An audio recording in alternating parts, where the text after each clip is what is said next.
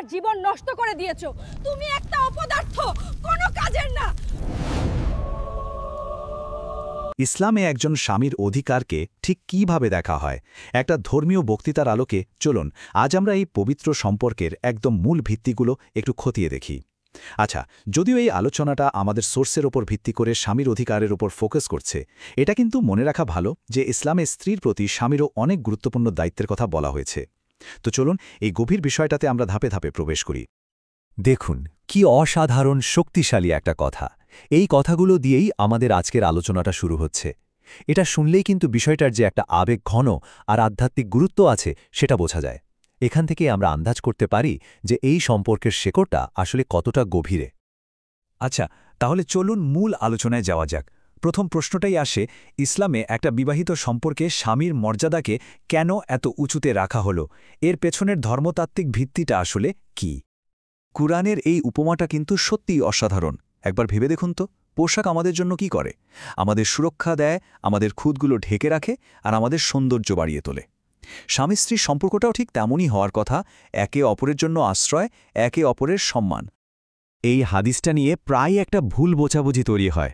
তো প্রথমেই একটা জিনিস পরিষ্কার করে নেওয়া দরকার, এটা কিন্তু একটা উপমা, কোনো আক্ষরিক নির্দেশ না। কারণ আমরা সবাই জানি ইসলামে সেজদা পাওয়ার যোগ্য একমাত্র আল্লাহ। এখানে আসলে স্বামীর প্রতি সম্মানের গভীরতা ঠিক কতটা, শুধু সেটুকুই বোঝানোর জন্য এই উপমাটা ব্যবহার করা হয়েছে।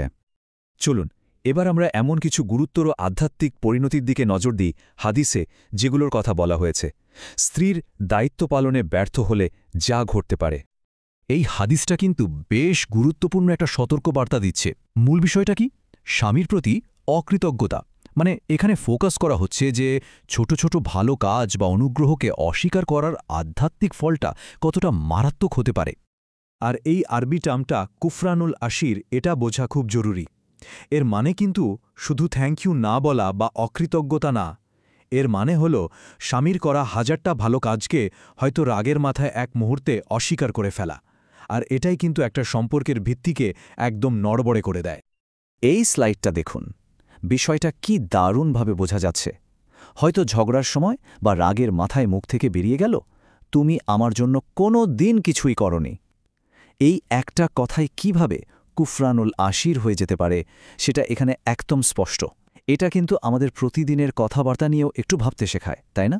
দাম্পত্য জীবনের ঘনিষ্ঠতার ব্যাপারেও হাদিসে কিন্তু সরাসরি সতর্কবার্তা এসেছে।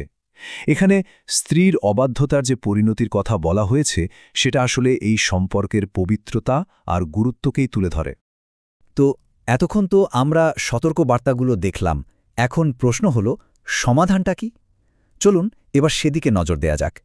এই অংশে আমরা একজন স্ত্রীর নির্দিষ্ট কিছু দায়িত্বের কথা জানব, যেগুলোকে একটা সুন্দর সম্পর্কের চাবিকাঠি বলা হয়েছে।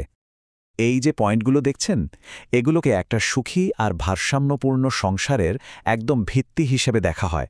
খেয়াল করলে দেখবেন এর প্রত্যেকটা দায়িত্বই কিন্তু পারস্পরিক শ্রদ্ধা আর ভালোবাসাকে আরও শক্ত করতে সাহায্য করে। তার মানে মূল ব্যাপারটা হলো এই দায়িত্বগুলো পালন করার একটা বিরাট আধ্যাত্মিক গুরুত্বও আছে। দেখুন, এখানে স্বামীর সন্তুষ্টিকে স্ত্রীর ইবাদত কবুল হওয়ার মতো বিষয়ের সঙ্গেও যুক্ত করা হচ্ছে। এটা কিন্তু এই কর্তব্যের গভীরতাকে আরও অনেকখানি বাড়িয়ে দেয়। কিন্তু সম্পর্ক তো আর সবসময় সরল পথে চলে না, তাই না? যদি কোনো জটিলতা তৈরি হয় তখন কি করতে হবে?